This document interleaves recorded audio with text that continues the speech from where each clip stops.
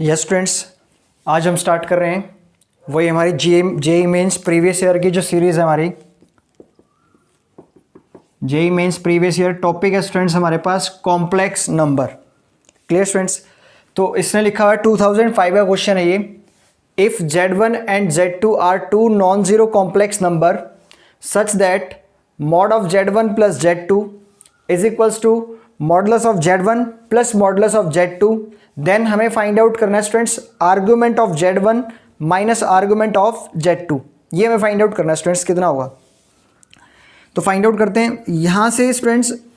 इसको हम डायरेक्ट भी क्या है, लॉजिकल क्वेश्चन है ये, काफ़ी डायरेक्ट भी कि हम इसको सॉल्व कर सकते हैं और मेथड से सॉल्व करेंगे। तो देखते हैं कैसे सॉल्व करें मेथड से हम। Z1 प्लस Z2 का जो मॉडुलस है वो Z1 modulus plus Z2 modulus given है। क्लियर? अगर मैं दोनों साइड क्या कर दूँ स्टूडेंट्स, स्क्वायरिंग, तो स्क्वायरिंग करने से यहाँ पर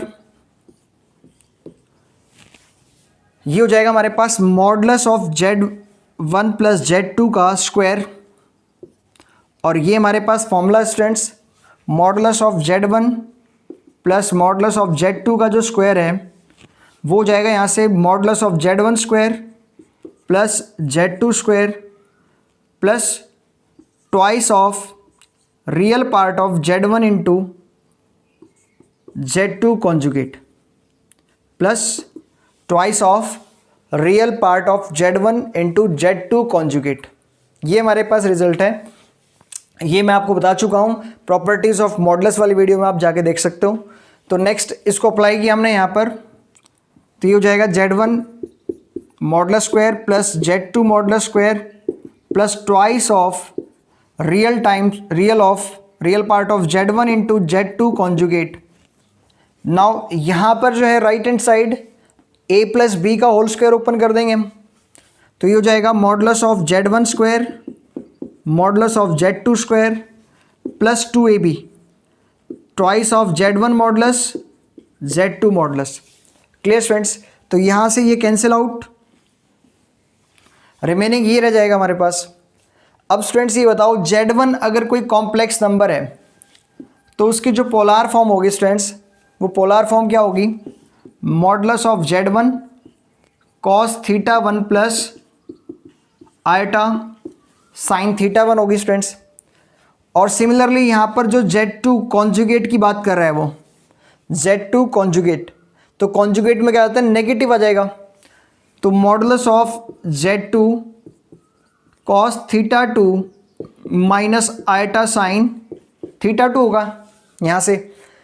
तो अब इनकी क्या कह रहा है स्टूडेंट्स, मल्टीप्लाई कह रहा है, वो क्या करने में, मल्टीप्लाई। तो मल्टीप्लाई करेंगे तो ऑब्वियसली मैंने आपको बताया था जब माइनस है तो क्या हो जाएगा, डिफरेंस हो जाएगा। तो कॉस यहाँ से आएगा हमारे पास Z1 into Z2 cos theta 1 minus theta 2 plus iota sine theta 1 minus theta 2, क्योंकि यहाँ पर एक्चुअली में जो एंगल है वो क्या है, माइनस थीटा है, क्योंकि साइन माइनस थीटा क्या होता है, माइनस साइन थीटा। इसको हम ऐसा भी लिख सकते हैं यहाँ पर कि cos minus theta 2 plus iota sine minus theta 2। Clear students? तो जब हम मल्टीप्लाई करेंगे तो मैंने बताया था मल्टीप्लाई में एंगल्स क्या हो जाएंगे, ऐड हो जाएंगे। तो थीटा 1 माइनस थीटा 2। अब उसने आपसे पूछा रियल पार्ट, तो रियल पार्ट मैंने क्या लिया, ओनली कॉस। Clear students? और साथ में उनके जो मैग्नीट्यूड्स हैं, भाई ये जो दोनों मैग्नीट्यूड्स हैं वो क्या आएंगे, कॉस के साथ भी आएंगे और साइन के साथ भी आएंगे। तो मैंने यहाँ पर ये लिख लिया। अब आप सोच रहे हो सर स्टूडेंट ये ट्वाइस कहाँ से चला गई, कहाँ चला गया, ये 2 जो है उससे कैंसिल आउट हो जाएगा रिमेनिंग। भाई नेक्स्ट स्टेप पे क्या होगा, twice of real times of Z1 into Z2 conjugate twice of modulus of Z1 and modulus of Z2, तो 2 से 2 कैंसिल आउट हो जाएगा। अब रिमेनिंग ये रह गया हमारे पास Z1 इंटू Z2 कॉन्जुगेट, और ये दोनों क्या हो जाएंगे, कैंसिल आउट। Clear students? इसको हमने इस फॉर्म में लिखा है, मैंने आपको बताया कैसे लिख सकते हैं इसको। Next cos theta 1 minus theta 2 equals to 1 आ रहा है, तो कॉस 1 कितने पे होगा स्टूडेंट्स, 0 पे। तो हम लिख सकते हैं यहाँ से theta 1 minus theta 2 equal to 0 and theta 1 is argument of Z1 minus argument of Z2। Theta 2 किसके लिए स्टूडेंट्स? Z2 के लिए, और उनका जो डिफरेंस है वो कितना आ जाएगा? 0 आ जाएगा। Clear students? तो ये तो था बाय मेथड। अब इसको लॉजिक से देखते हैं। लॉजिक क्या है स्टूडेंट्स? यहां पर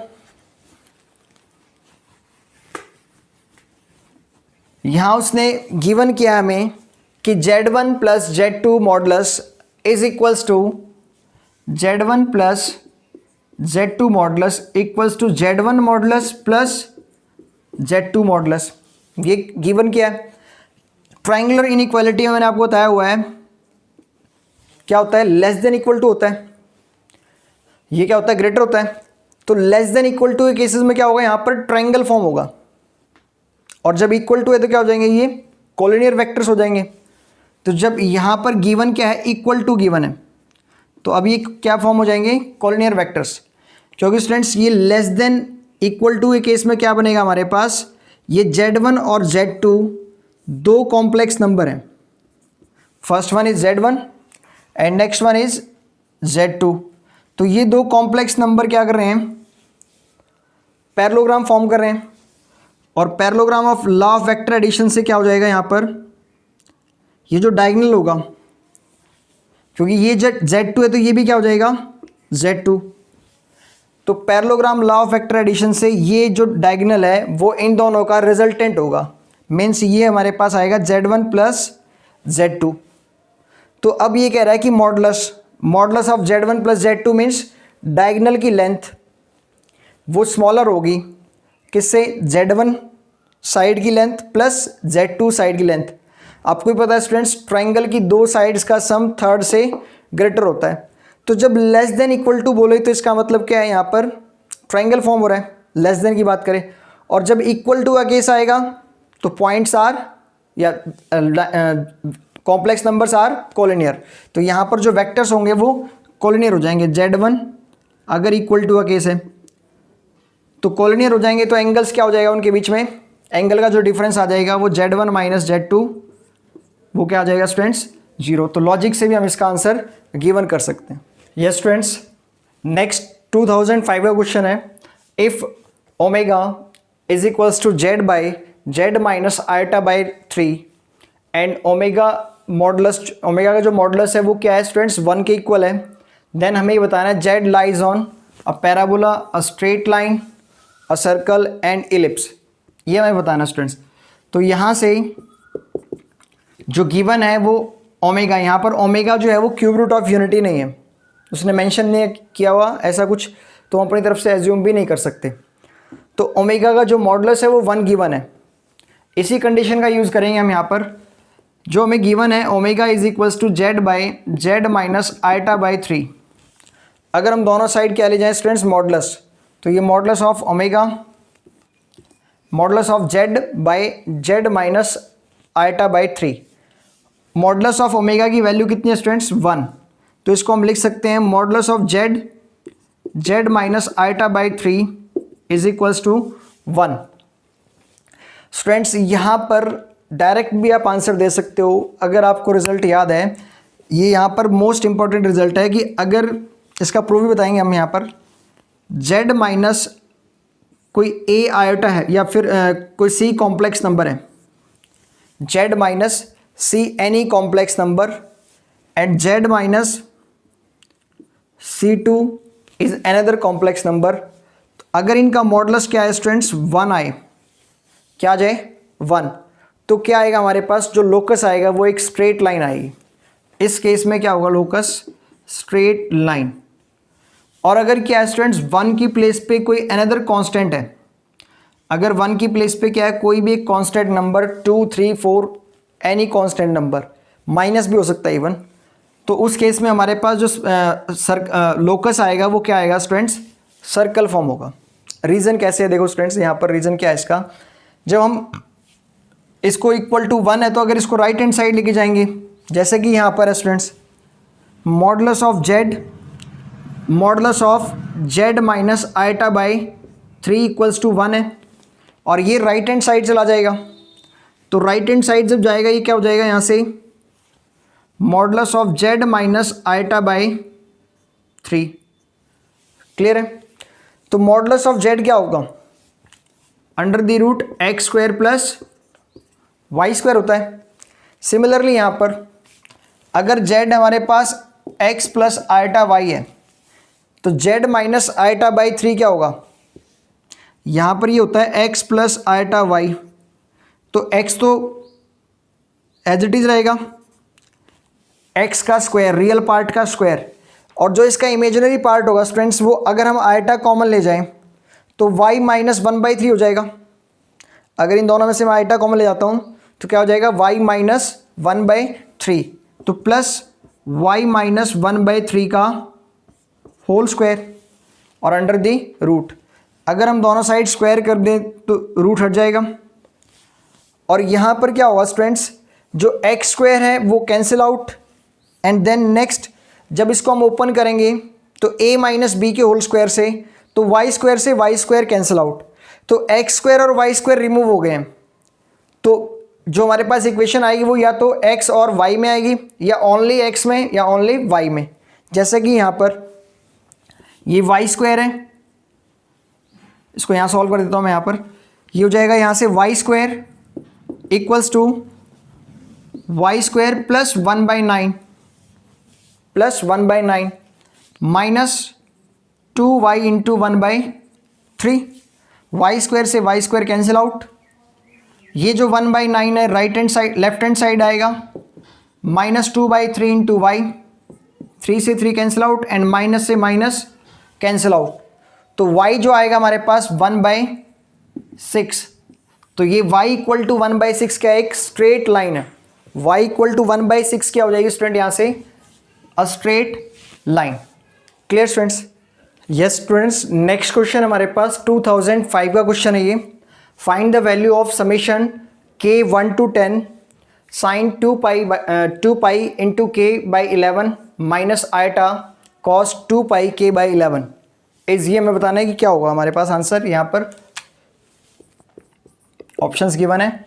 नाउ जब हमें ये वैल्यू फाइंड आउट करने स्टूडेंट्स, आपको यहाँ से ये कन्फर्मेशन हो गया है कि देखते ही क्वेश्चन में कि डिवाइडेड बाई 11 है, मीन्स मैंने आपको बताया था, और मल्टीप्लाई में क्या है स्टूडेंट्स के है। डी मॉर्विस थ्योरम मैंने आपको बताई हुई है, वहाँ पर आप वीडियो में जाके देख सकते हो। डी मॉर्विस थ्योरम ये कहती है कि अगर cos theta plus iota sine theta whole power n है तो पावर जो है वो एंगल में आ जाती है। पावर क्या हो जाएगी, वो एंगल में आ जाएगी।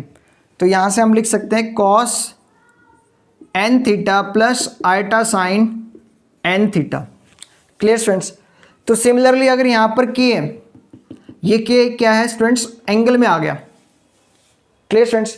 तो इसका मतलब क्या है, ये क्या होगा, पावर में होगा, तब जाके क्या है ये मल्टीप्लाई में है डी मॉर्विस थ्योरम अप्लाई करने के बाद।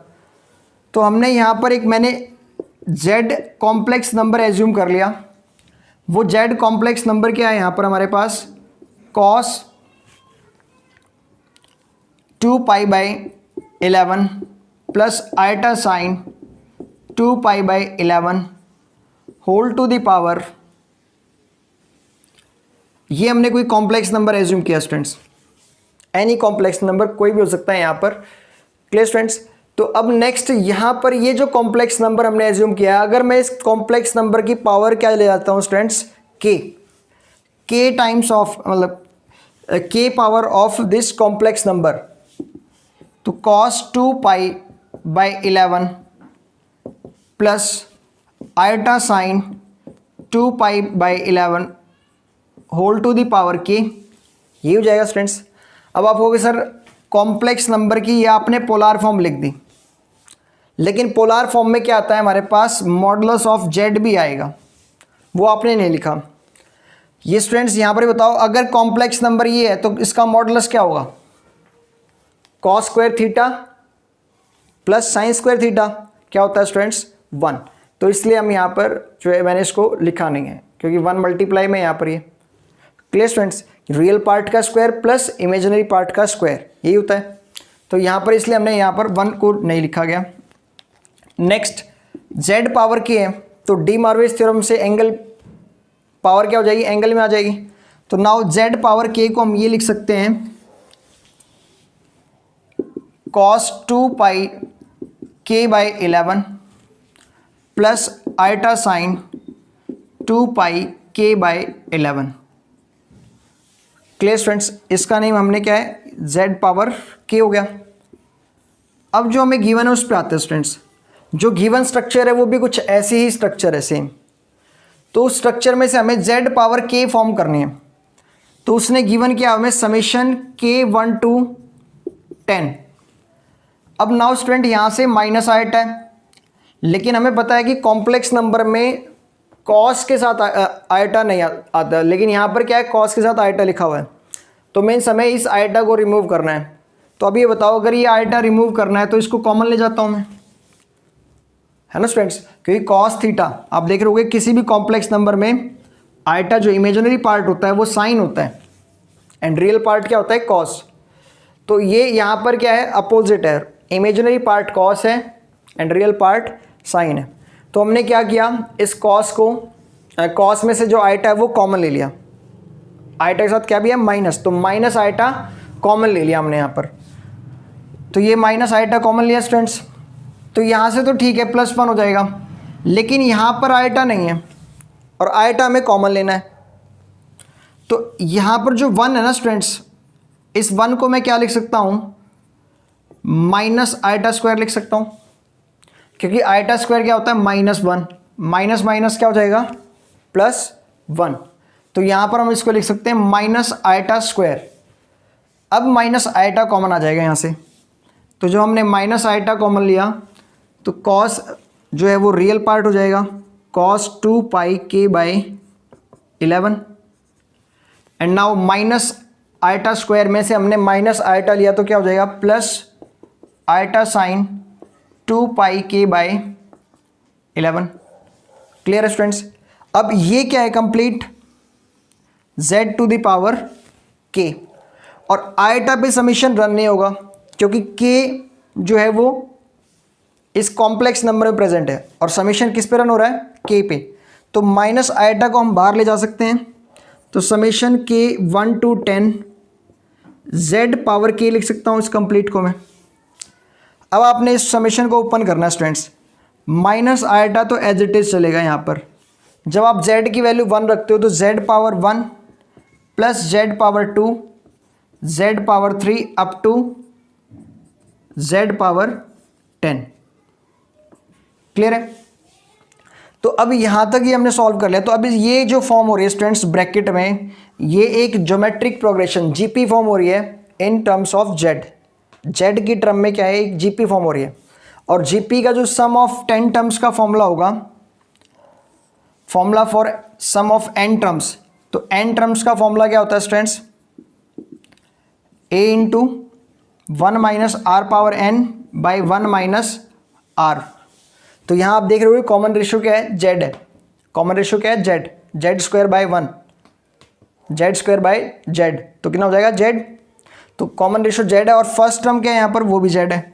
तो हम लिख सकते हैं यहाँ से S10 फाइंड आउट कर रहे हैं स्टूडेंट्स, कितने टर्म्स हैं, 10 टर्म्स।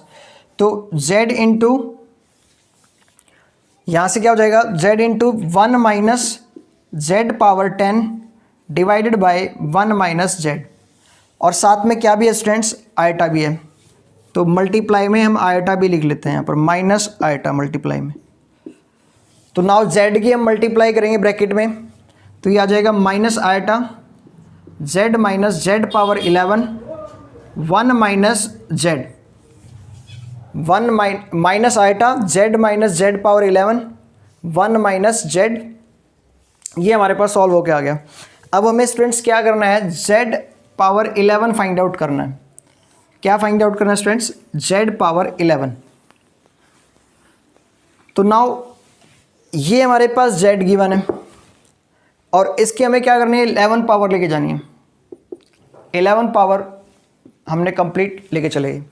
तो अब यहाँ पर डी मॉर्विस थ्योरम ये कहते हैं कि पावर जो है वो क्या आ जाएगी स्टूडेंट्स, एंगल में आ जाएगी। पावर जो है वो एंगल में, तो क्या हो जाएगा यहाँ से, z पावर जो 11 है वो cos 2 pi 11 by 11 plus iota sine 2 pi 11/11, तो ये कैंसिल आउट।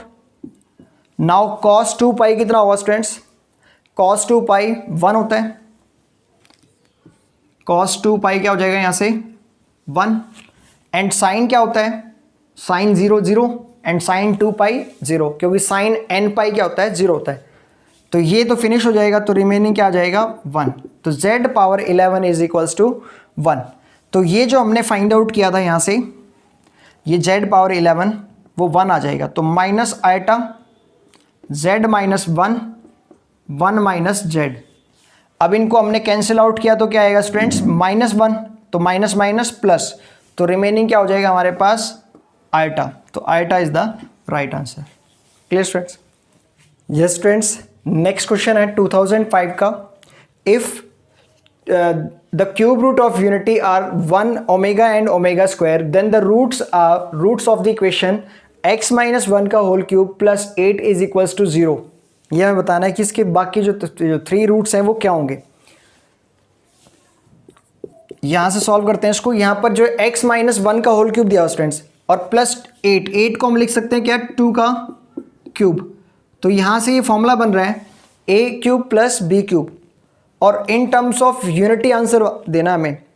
तो ये आपको पता है कि कंफर्म कि इसमें क्यूब रूट ऑफ यूनिटी अगर क्या है, किसी भी इक्वेशन में क्यूबिक इक्वेशन है, तो एक रूट क्या आएगा? Real, and other 2 are imaginary roots.